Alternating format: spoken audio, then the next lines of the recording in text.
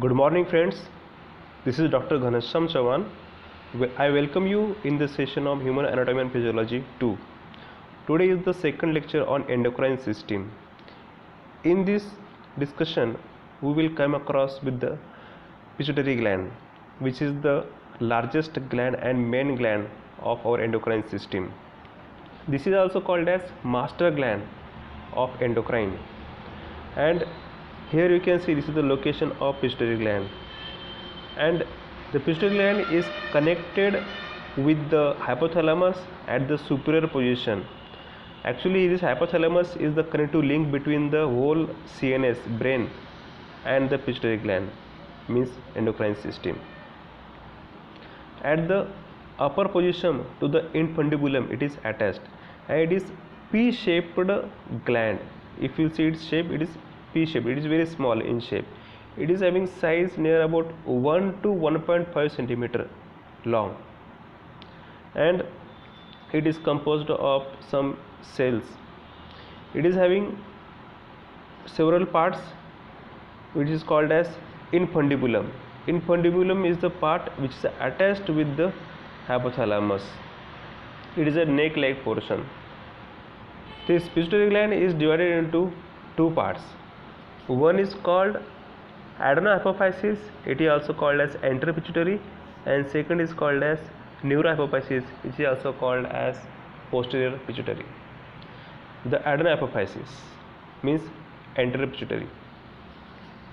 That anterior pituitary can be divided into, it is actually 75% total weight of pituitary gland, means it is the largest part of the pituitary gland, and it is having two main portions.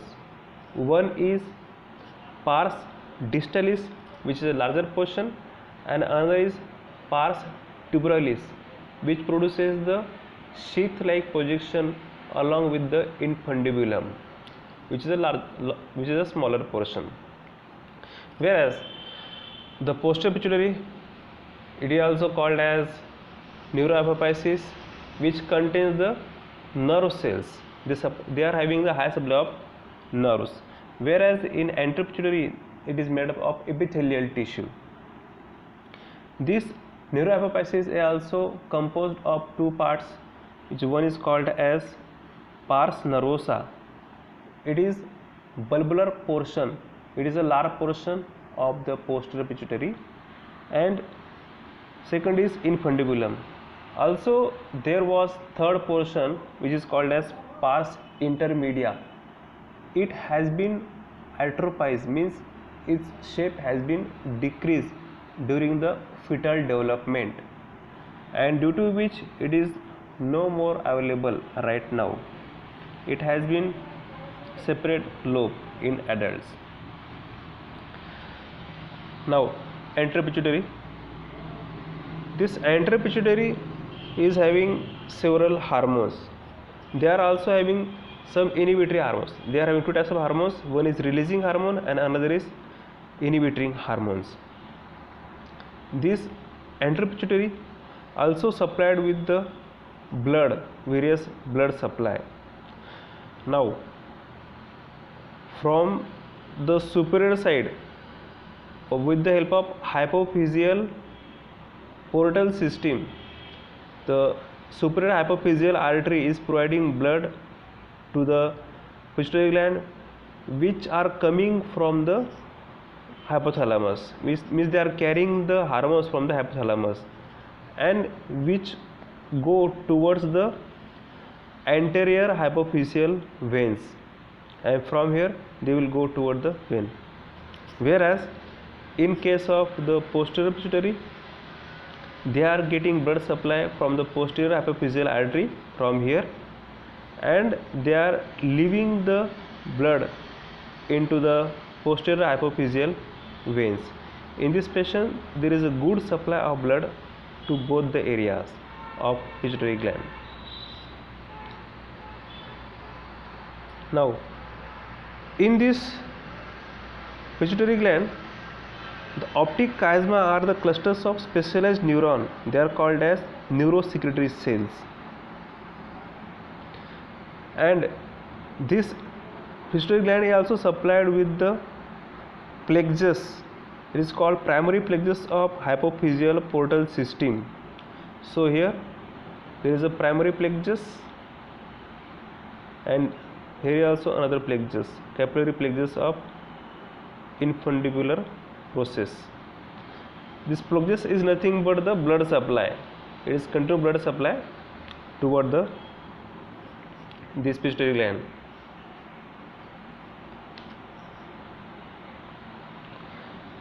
Now various hormones which are supplied with the pituitary gland, that also we came across, but try to understand the structure. This is the infundibulum, which is the funnel like structure which is connected with the hypothalamus.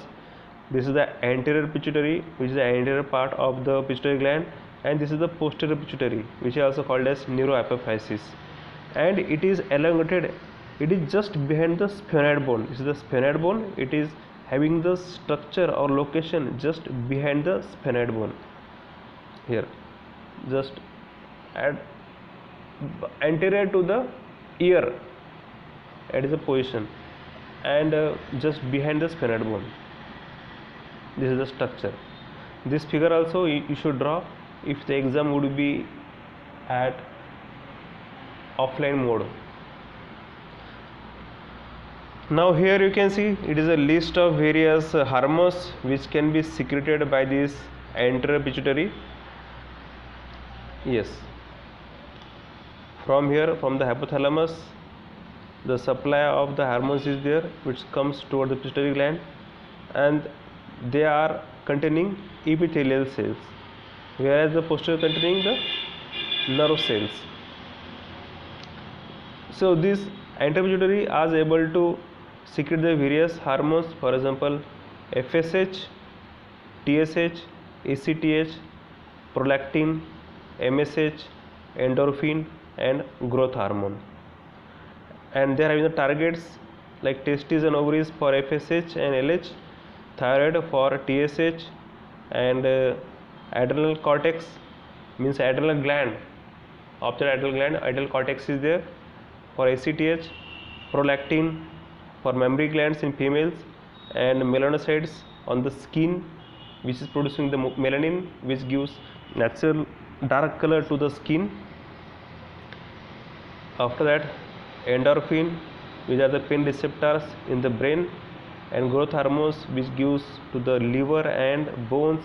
And also there are some hormones, the growth regulating hormones, or the hormones which are related to growth hormone. They are called as insulin like growth factors, EGF. They are also responsible for release of insulin. They are connected with the pancreas. So in this fashion, a bunch of the various hormones are released from this anterior pituitary. And from the posterior pituitary, it is also called as neuroapophysis, and it secretes the main two hormones. One is ADS, antidiuretic hormone. Target is kidney tubules, and next is oxytocin. Target is mammary glands and uterine muscles. Now here the divisions. There are two divisions in that. First is TCH, thyroid stimulating hormone, ACTH, FSH. After that GH, prolactin, and MSH. In posterior, ADH, oxytocin. Now we will see the long form of this. TSH stands for thyroid stimulating hormone, ACTH, adrenocorticotropic hormone, FSH, follicle stimulating hormone, LH, luteinizing hormone, GH, growth hormone, PRL, prolactin, MSH, melanocyte stimulating hormone, and ADH, antidiuretic hormone, and oxytocin. Now we will start from one by one. Now this one, this is called ACTH. ACTH is the hormone. They are also called as corticotropes. These corticotropes can be secreted from the anterior lobe of pituitary gland, and they are having effects on the adrenal cortex, means they are controlling the secretion of adrenal cortex. This ACTH, if ACTH will secrete, they will increase the release of cortisol. They will release the cortisol from glucocorticoid, which can be secreted from the adrenal medulla. So they will control their release. There are also some inhibitory hormones, but only in case of some hormones they are available, in case of another hormones they are not available. Now here in this case, the hormone which can be released from our this hypothalamus, it is called as corticotropin releasing hormone. That corticotropin releasing hormone will release from the hypothalamus, and it will give rise to the release of ACTH. It is adrenocorticotropin releasing hormone, and that ACTH is responsible for release of that cortisol from the adrenal gland.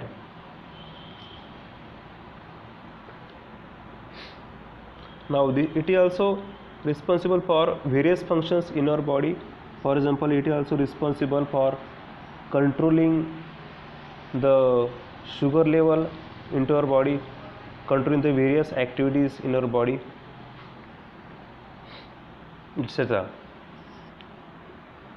This CRH stimulates the release of ACTH in our body.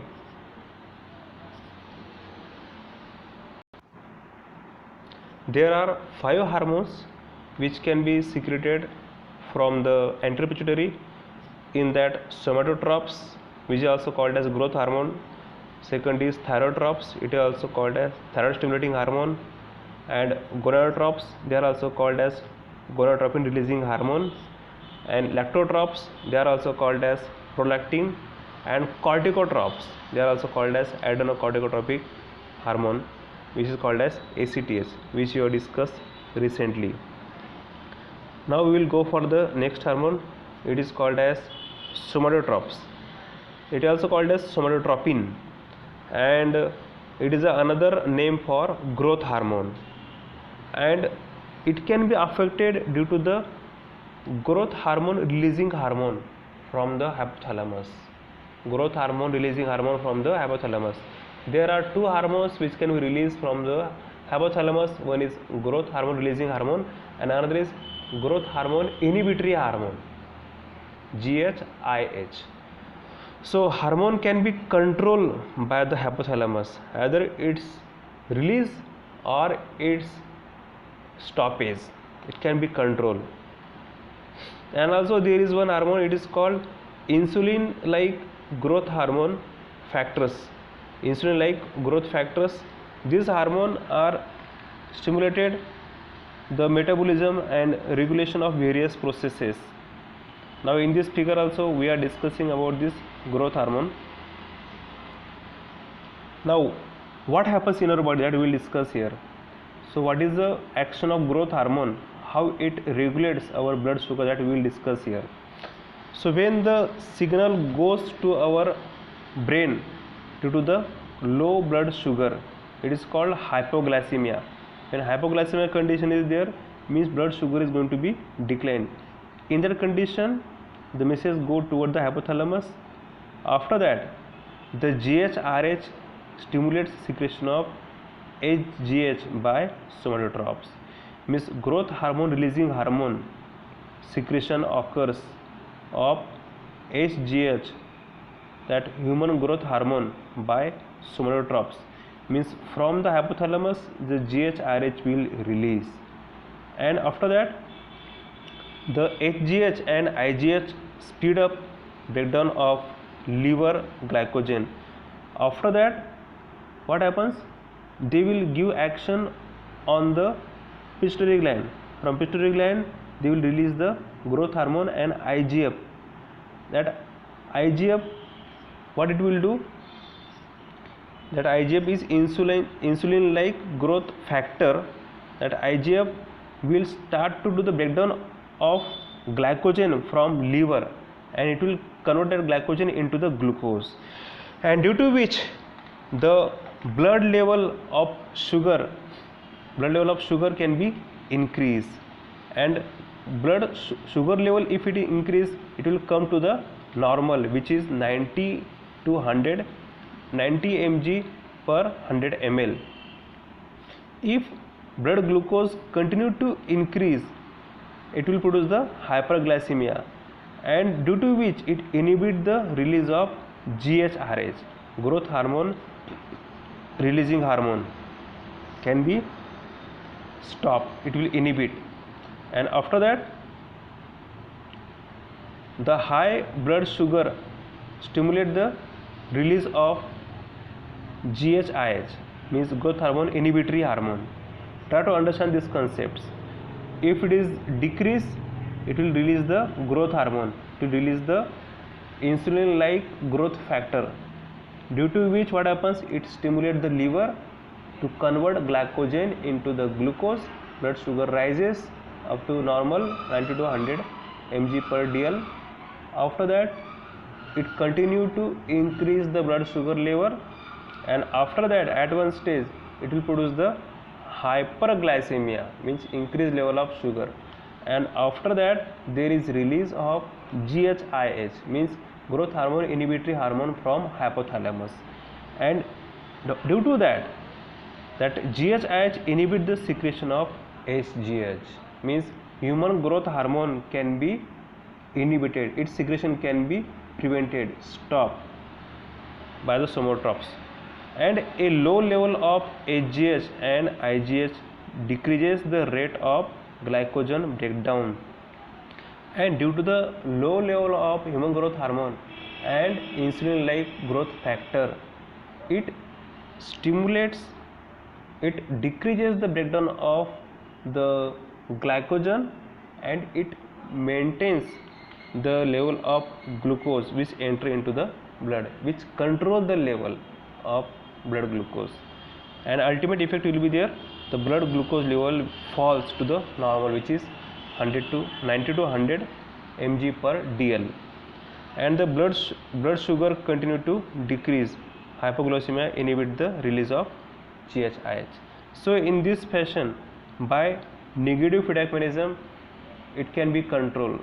See here, this is the negative feedback mechanism.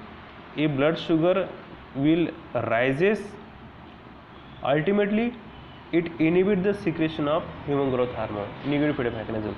Again, if the blood sugar is going to be decrease, they will be automatically inhibit the release of GHIH, and ultimately the growth hormone can be released from the somatotropes, and ultimately it will also increase the insulin like growth hormone, insulin like growth factors. So they are working combinedly.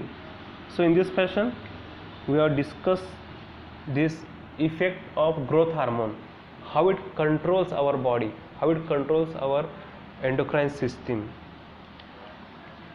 So in early slide we have discussed regarding the corticotropes, how they are releasing the corticotropic releasing hormone, and they are controlling our adrenal medulla to release the cortisol. And in this slide we have discussed regarding the release of growth hormone from the hypothalamus, and how it will control the effect of liver, and due to which they will control the sugar level, they will normalize sugar level, either or by the negative feedback mechanism. Now next we will discuss, it is called thyrotropes. These thyrotropes also controlling the thyroid level, which is T3 and T4, and which can be released from the thyroid stimulating hormone. This chapter also we will see in later on. Next is gonadotropin releasing hormone. That gonadotropin releasing hormone will release from the hypothalamus, and it will control the release of FSH, follicle stimulating hormone, as well as will control the luteinizing hormone. This follicle stimulating hormone is responsible for production of ovarian follicles in case of menstrual cycle. The ovarian follicle is going to be produced, whereas this LH means luteinizing hormone is responsible for trigger the ovulation. It increase the ovulation. Again, FSH is responsible for sperm production, sperm generation. For spermatogenesis, FSH is responsible in case of males, and luteinizing hormone in case of male is responsible for production of testosterone and also their activation of testosterone. Do you know the testosterone is in inactive form? When it will be active, when the testosterone will get converted into the dihydrotestosterone, which is in active form. This is the active form of testosterone, and that active form is only responsible for production of sperms. So here the luteinizing hormone is responsible for release of the progesterone, which comes from the corpus luteum. It produces the corpus luteum, and from the corpus luteum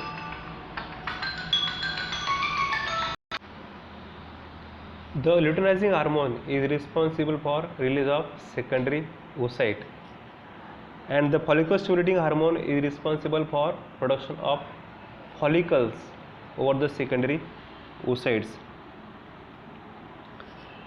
Now this luteinizing hormone also affects on the fertilized ovum.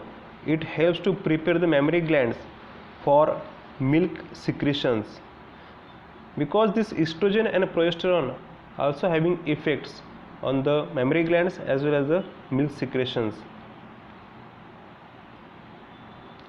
Now we will move toward the prolactin.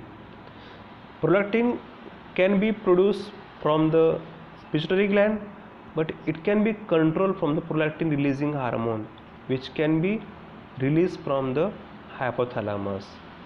There are two types of hormones which can be released from the hypothalamus. One is prolactin releasing hormone and another is prolactin inhibitory hormone.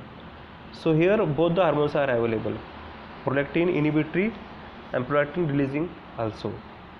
This prolactin is the hormone which initiates the production of milk from the mammary glands, whereas the ejection occurs due to the oxytocin.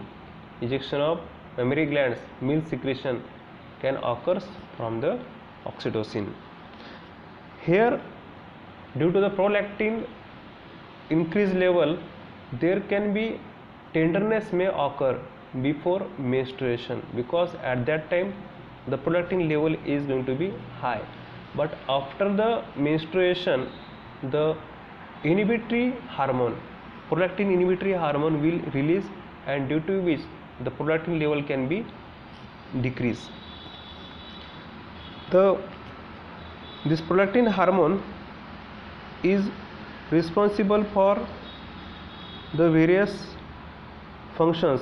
For example, milk production, development of the breast, development of the area of the mammary glands to increase their size, to production of milk there. And also, if it continue for a longer period, because if it ceases after the childbirth, after 2-3 years it ceases to stop.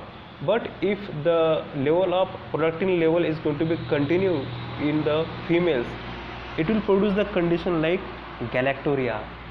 What is galactorrhea? It is a condition when the female is able to generate the milk for all over the life up to menopause. So it is a critical condition. After childbirth of 3-5 years also it will continue, because it ceases. How it ceases?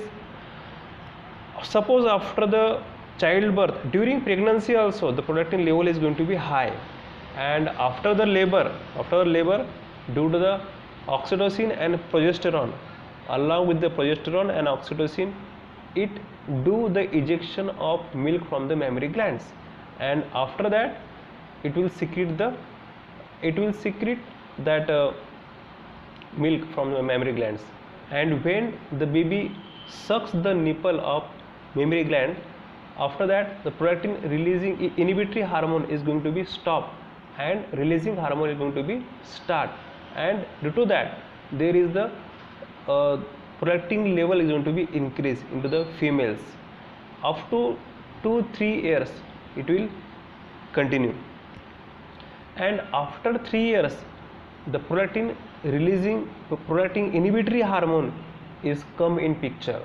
It will start to activate, and due to that the cessation of milk production is going to be continued. Cessation occurs. So in this fashion the stoppage of milk production occurs in case of females. But in case of males, if you see section, if it is increased in case of male, if prolactin hormone is going to be increased, it will produce the erectile dysfunction in case of male penis. Erection doesn't occur. And also in case of females it will produce the condition like galactorrhea, inappropriate lactation, and also there is one critical condition, it is called as amenorrhea. What is amenorrhea?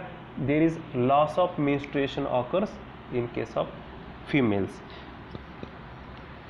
After this we will go for the next hormone. It is called melanocytes stimulating hormone. This hormone can be released from the anterior pituitary lobe, and it can be controlled by the melanocytes regulating hormone or melanocytes controlling hormone from the hypothalamus.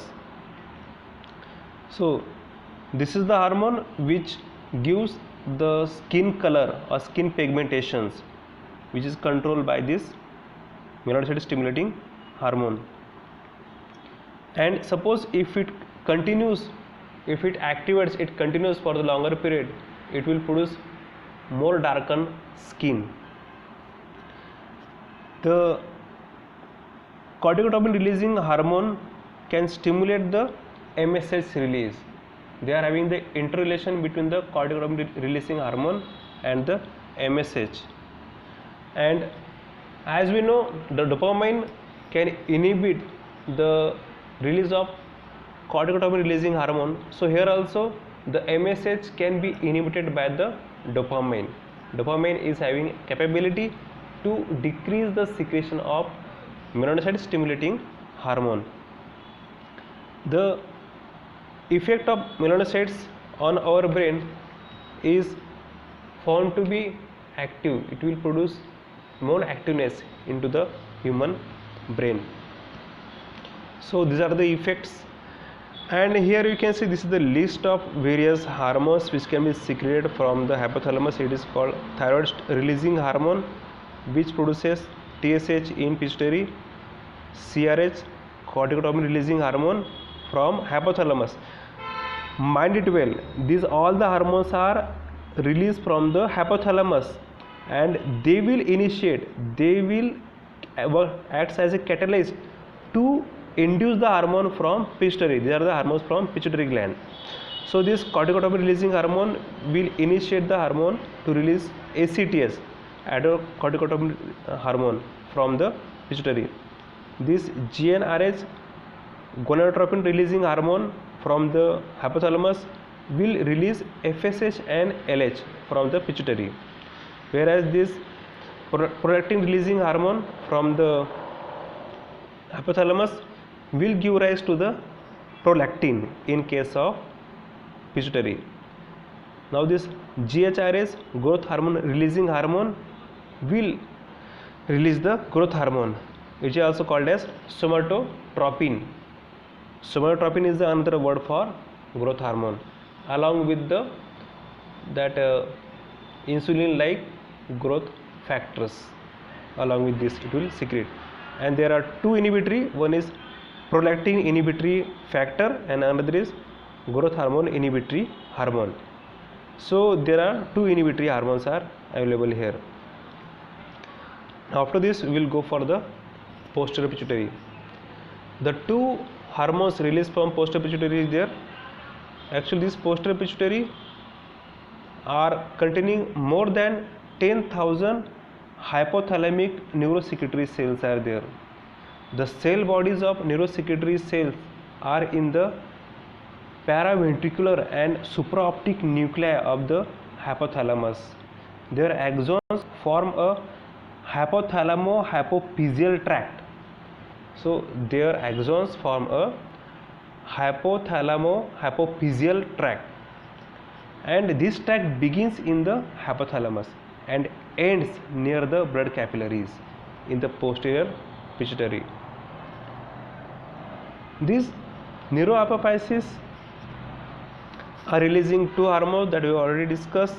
One is oxytocin, which induces uterine contraction and milk ejection, and the second is antidiuretic hormone, which is also called as ADH, which enhances water reabsorption into the kidney, most probably into the tubular part of the kidney, and also it do the vasoconstriction, due to which it increases the blood pressure.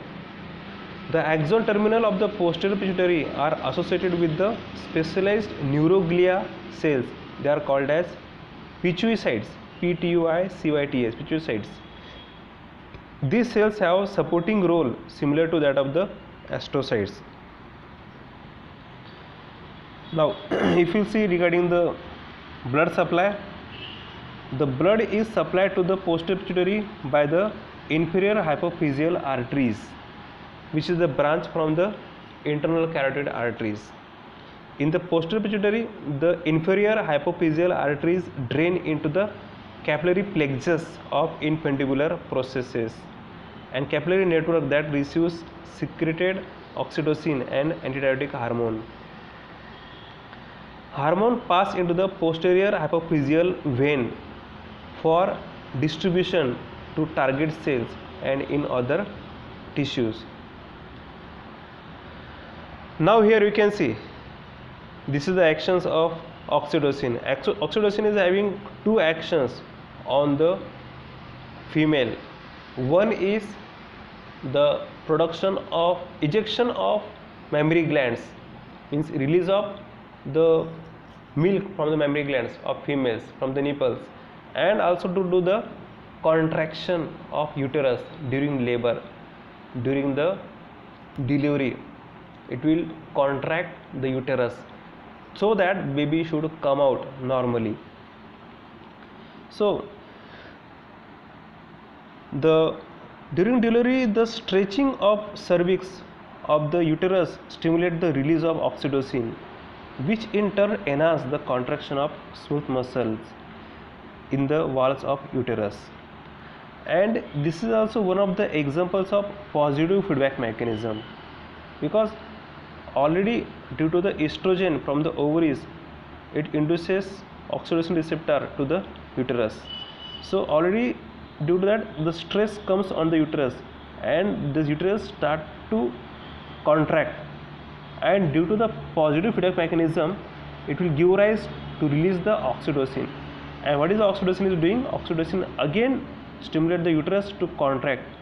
It induces the stretch receptors to give more stress on the uterus, and it stimulates the placenta to make prostaglandins, the prostaglandin E2 especially, and which stimulate the more contraction of uterus.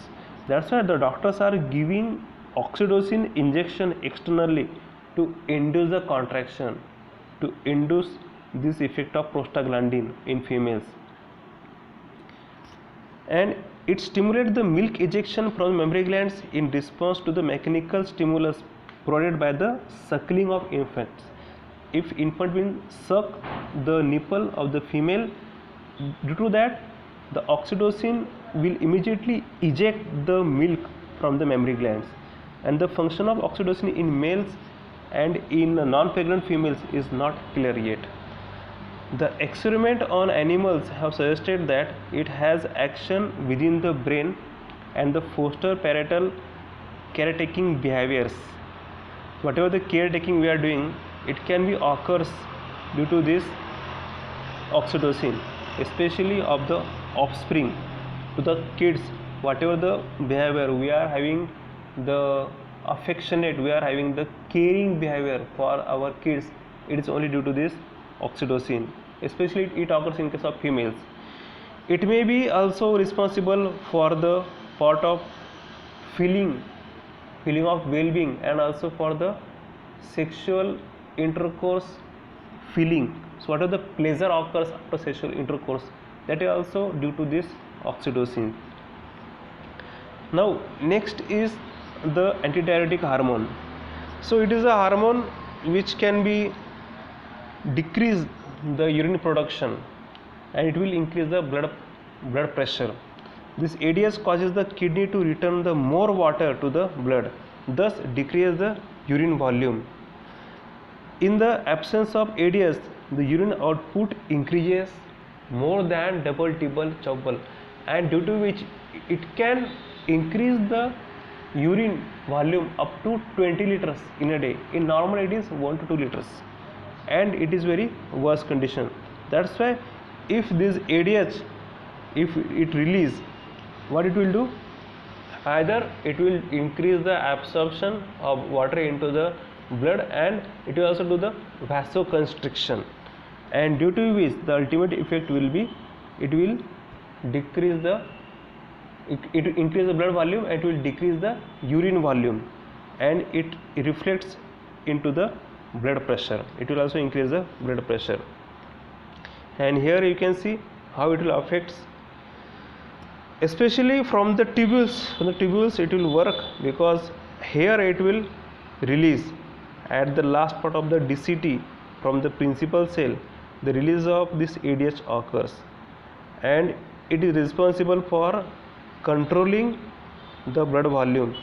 So here the solutes, means osmolality is going to be increase of urine, but in the blood the volume of H2O is going to be rise, it will increase.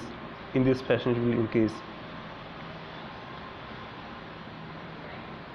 So it is the effect of our ADH.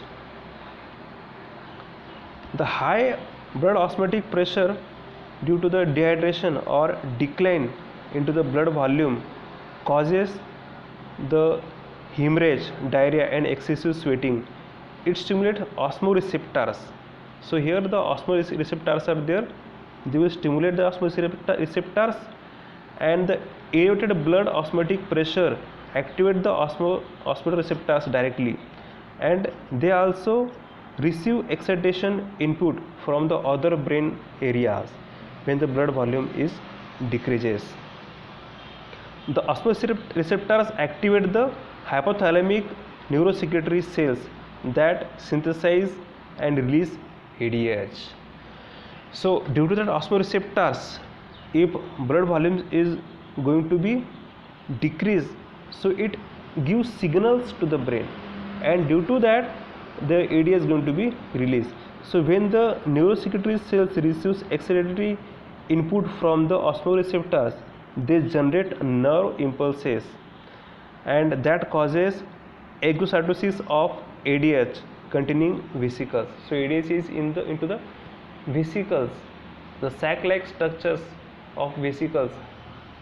As it is controlled by the neuron, so it do the exocytosis of that seminal vesicles, and from where that vesicles, synaptic vesicles, the ADH will come out, and it will release, and it will start to show its actions, and it will carry through the blood capillaries, and the blood carries ADH to 3 target tissues: the kidney, subauriferous glands, means sweat glands, and the smooth muscles in blood vessels. So at the 3 levels it will work: one at kidneys, second is at sweat glands, and third is at blood vessels. They will do the contraction of blood vessels. The kidney respond by retaining more water, which decreases the urine output. The secretory activity of sweat glands decreases, means it also decreases the sweating due to the dehydration. If more sweating occurs due to the summer condition, due to the more temperature, so this ADS also control the sweating. It won't allow loss of water through skin, through our body. So due to which it lower the rate of water loss from respiration and smooth muscle in the walls of the arterioles, which contracts and respond to the high levels of ADS, and it contracts and also it avoid the loss of the water. And low osmotic pressure of blood inhibit the osmoreceptors. If low osmotic pressure is there already, so it inhibit the osmoreceptors, and inhibition of osmoreceptor reduces the stop of ADS secretions, and in this fashion, by the negative feedback mechanism, it can be inhibits automatically due to the osmoreceptors are available into our blood. So in this fashion, it regains the osmotic levels into the blood, and kidney then retain less water by forming a larger volume of urine and secretory activity of sweat glands, and also arteriole dilates. So in this fashion, the blood volume can be maintained and controlled. So these are the effects of posterior pituitary on our body. So in this fashion, we have completed the pituitary gland in today's session. Thank you.